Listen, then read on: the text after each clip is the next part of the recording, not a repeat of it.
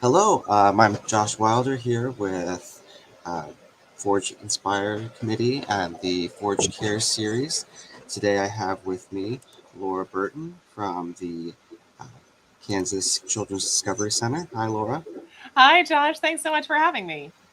It's great to have you. I'm excited to talk to you today. I've did full disclosure. I've worked at the Discovery Center in the past, and I'm a oftentimes visitor now with my 3-year-old son, so I'm a big fan. Um, We love having you over here, Josh. It's a lot of fun. Thanks. So first off, just kind of talk about a little bit about your history of the Discovery Center and how you got involved and what your role is. Yeah, absolutely. So, again, my name is Laura, and I'm the Director of Marketing and Development here at the Kansas Children's Discovery Center. I've been here for almost 4 years. I came to this organization with a lot of experience and history working in nonprofit communications in different ways. Worked for some really wonderful organizations here in town, but I started coming to the Discovery Center when I had kids. So, when my daughter, who is now 7, was about 6 months old, that was the first time I came into the Discovery Center, and I was blown away by this organization and what a beautiful place it was and what a wonderful spot it was for children, and was really, really excited that my kids were going to have the opportunity to visit there and grow up there and have those really wonderful play experiences. So I came to understand the organization first as a parent. I visited really, really regularly, I think often enough that they eventually just felt like they should hire me and just put me on the payroll. But I did work for them a little while in some volunteer capacities first, and then came on board 4 years ago here to do marketing and development work. So my work is really split between fundraising and also getting the word out in the community about what we do here at the Discovery Center, telling people about our work to ensure access for every child, and also our role as a tourism attraction and a major economic driver here in the community. So I wear a lot of hats in this job, but it's a really fun place to be, because I get to do different things every day and I get to play all the time as well. So you'll find me, putting together TikTok videos and social media posts and writing grants and building towers and dressing as a shark, sometimes all in the course of a single day. And I love it that way. So it's a really fun place to be, for me as an employee, and also a really fun place for folks to visit and volunteer. Yeah, absolutely. And I can definitely speak to that. Just having fun working there. I mean, you're just how excited the kids are when they're there, and you can't help but feed off that energy. And yeah, it's a great experience. I wanted to touch on what you mentioned about it being a tourism spot for the region, Yes. and wanted to bring up some of the exhibit that you have going on right now with the part of the Dino Days. Can you talk a little bit about that? Oh, I'd love to. I would love to. Well, we are very excited to be a part of Dino Days here in Topeka, which I think most people at this point have heard about. Maybe you've been hiding under a rock, and that's okay. If you have, I'll fill you in that there is a lot of dino fun happening right now in our community. The three Dino Days venues are the Great Overland Station, which is hosting Sue the T-Rex experience. We have Dinosaurs Alive at the Topeka Zoo, and we have a wonderful dinosaur exhibit here at the Discovery Center called Tiny Titans, Dinosaur Eggs, and Babies. So those three venues, and of course Parks and Rec is who runs the Great Overland Station, owns and operates that facility. Those three venues have collaborated on Dino Days in a really beautiful way, in a very unique way. A lot of other communities who are hearing about Dino Days are surprised to hear about it. They're thinking, well, these are three different venues. Are they really working together to bring all these people into town? And we are, and we've collaborated. And so the exhibit we have at the Discovery Center right now is one of those three venues. It's one of those pieces. It is open until May 30th, Memorial Day, and it's a really beautiful combination of natural history and play-based learning experiences too. So there are real fossils in there. There are real dinosaur eggs in the exhibit, and kids are really enjoying seeing those. But we also have a lot of really wonderful, high-quality replicas that kids can touch and feel and experience. So they can see the real dinosaur eggs under glass, but they can also feel what they look like when they look at the replicas. They can dig some out of one of our 3 archaeological dig pits exhibits that are in the facility. They can do some really cool dinosaur-oriented play. They can sit on top of a little baby triceratops and pretend to ride around. They can get into a giant oviraptor nest and take care of their pretend eggs, and also dress as an oviraptor, which is a really cool feathered dinosaur. So that's been fun. There's an art experience in that exhibit, which is particularly cool. You know, we first saw this exhibit, which is a wonderful traveling exhibit, and we thought it needed more interactive pieces to be a good fit for our museum. So we actually added an art station to Tiny Titans, and a part of that is the artist that created the new line of T-Rex stamps for the United States Postal Service is doing a draw your own T-Rex video lesson in the exhibit. So kids can draw their own T-Rex postage stamps or whatever else they want. And that's been really fun. So lots of cool science in that exhibit, lots of really neat paleontology art, and opportunities for kids to explore dinosaurs. And that has been really, really fun. We've loved being a part of the Dino Days experience, and also just offering that as a play opportunity for kids. It's been a blast. And, you know, when you think about us as a tourism attraction, we just set over spring break a single day attendance record here at the Discovery Center. So we are really excited to be welcoming our visitors back and seeing some really strong attendance. Our museum in a normal year has over 95,000 visitors, and more than 1 in 4 of those are from outside the community. So there are a lot of people coming from out of town to enjoy this children's museum. It's a lot of fun. Well, that's awesome. I mean, it's great to hear that the attendance numbers have been so amazing. And I mean, I've seen the Tiny Tots exhibit a couple times, and yeah, it's really awesome. And it's exciting to see all that. And I mean, that's in addition to like all of the exhibits that are there and have been there for a while. And there has been some changes over the past couple of years as kind of things transitioned out of the pandemic a little bit. Can you talk a little bit about those? Oh, absolutely. You know, the museum is always sort of maintaining this balance where we want to keep people's favorite play experiences. So when you think about something like the car, right, that where we have a pretend mechanic shop where kids can come pretend to fix a car, we're always going to have that. And we're always going to have a really similar car because that's an important thing that kids look for and they really want to play with that particular thing. But we're also always trying to shake things up and keep things new. So we have some really fun new experiences. And again, the Discovery Center is a big place. We have 15,000 square feet of indoor play space. We have 4.5 acres outside. So some of our new experience that we've been able to add in the last couple of years include a special racetrack experience where kids can build their own racetrack and send little cars down it and engineer that experience. We have a permanent dinosaur experience, which is our dinosaur dig outside. We have a new stage area we've been able to add in the last couple of years to do really cool outdoor programming things with kids. Last year, we were able to redesign our pond and stream area to make it much more interactive and better for play. So families have been enjoying that. And we have some really cool things coming up, some of which I can't even talk about yet, but some really, really fun things coming up that are going to be permanent additions to the exhibits, especially for toddlers. And we have a really neat traveling exhibit coming up. Once Tiny Titans closes, we will be moving that exhibit back onto its next home and getting ready for our fall traveling exhibit, which will be Curious George, Let's Get Curious, which I'm very excited about. It's an engineering experience all built around the world of Curious George. Really wonderful national traveling exhibition that we're bringing in the fall, opening in September. So always cool new things in addition to your old favorites here at the museum. Oh, that's awesome. My son does love Curious George, so I'm here he'll be. Same. They all love Curious George. Curious George is a wonderful character. Kids love it. And what I love about Curious George is because he's a character with a 60-year history, you're going to have grandparents, parents, little kids, all of which who have gotten to enjoy that character who are going to love this exhibit. So I'm very excited for the Curious George exhibit. I'm pumped. It's going to be fun. Yeah, that's great. So with all that going on and all that coming up, can you talk a little bit about volunteer opportunities for Forge members? Absolutely. You know, a lot of people are surprised to learn that at the Discovery Center, we only have a staff of about 7 people. We're a teeny tiny team here that hosts 95,000 visitors a year. And the only way we're able to do that is with the support of a lot of really wonderful volunteers. So we have a lot of volunteers working here in different capacities. We have some people who help us with like one-off events, like our annual fundraisers.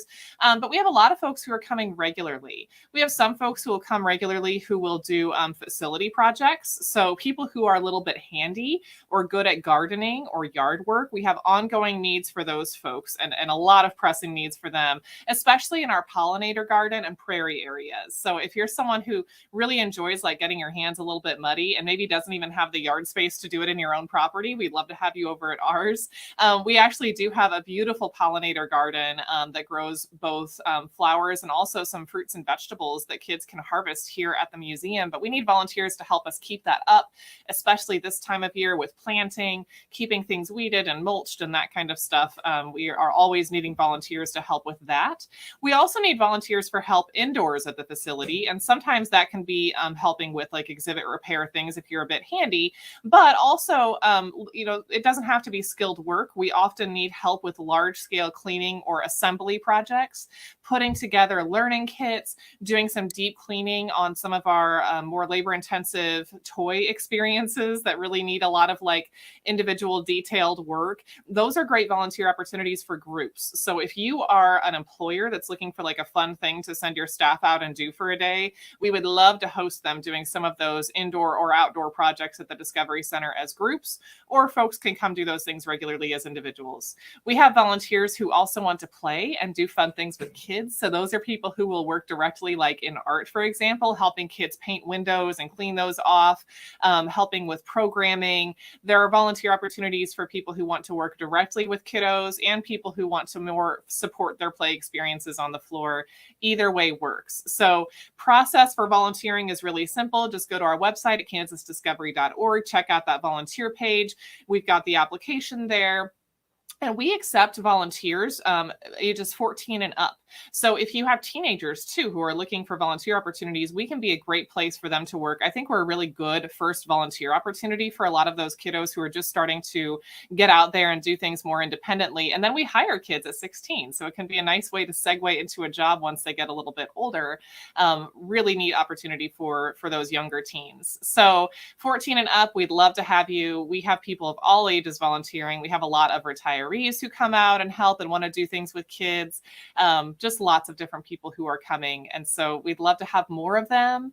Volunteers are a huge and important part of our work, and we could use a couple more. So if you're interested in either a one-off volunteer opportunity, group, individual, regular, definitely hop on our website, get a hold of us. We would love to have you.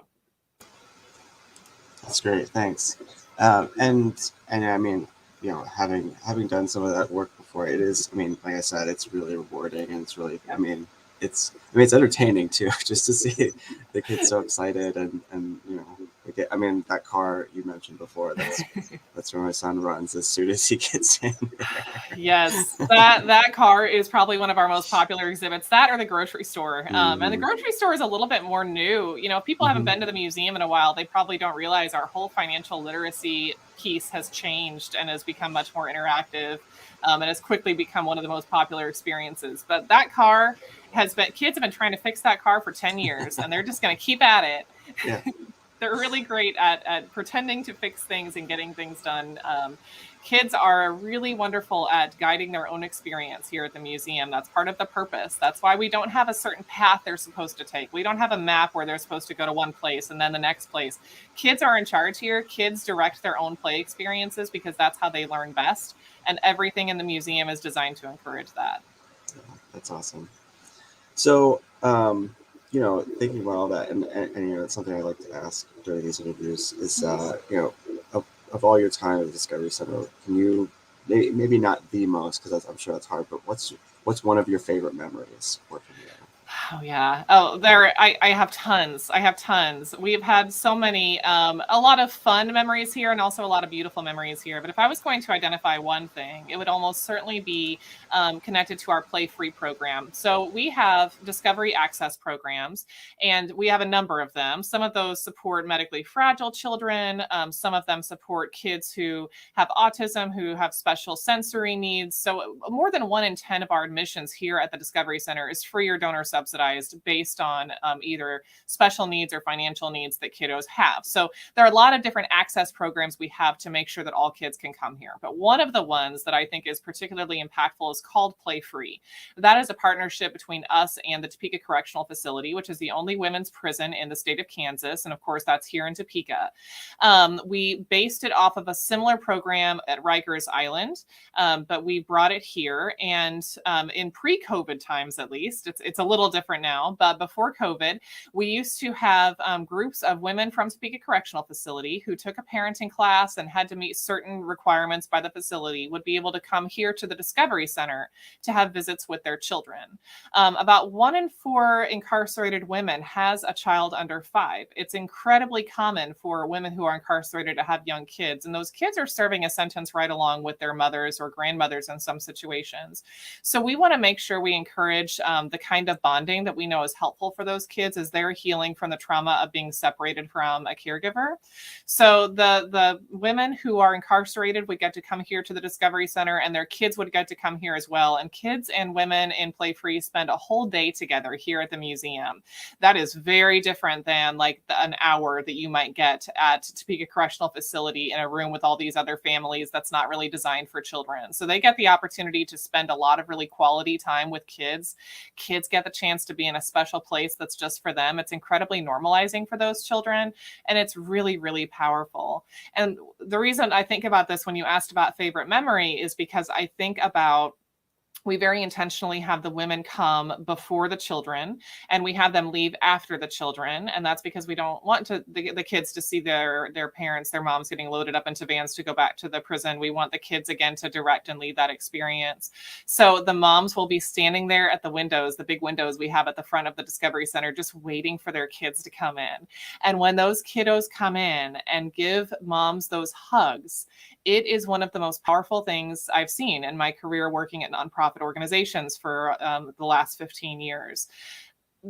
We're talking about kids who sometimes are very young, and we're talking about kids who maybe haven't seen their moms for 6 months, sometimes a year, sometimes more because of distance or other barriers. And so when kids get in there and give those hugs and have those play experiences, it's very impactful for me.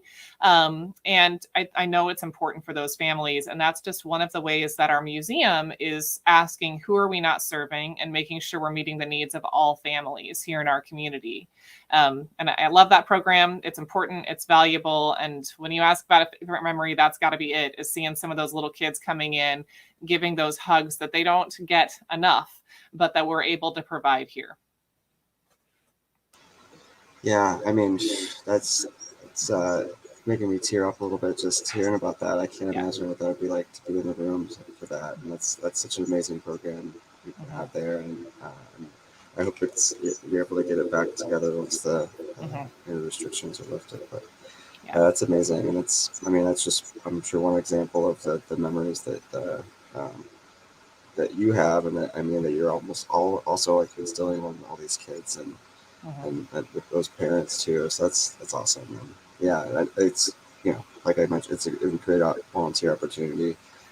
It is. That's a volunteer supported program. It's also a donor supported program. So we rely on private donations to fund things like that. And that's an important part of our work. We're a privately funded nonprofit, so we don't receive state or federal tax dollars. And we rely on donors to make sure that kind of stuff can happen, and volunteers to provide us the hours to make it happen. So we're grateful for all of the support we get from the community to create experiences like those. Oh, that's awesome. I'm glad I was able to talk to you today, and thanks so much for being a part of this series, and looking forward to that Curious George exhibit. Absolutely. And I'm sure I'll be back soon. I am sure I will see you trailing behind a 3-year-old very soon, which is how I see most of our grown-ups here at the museum.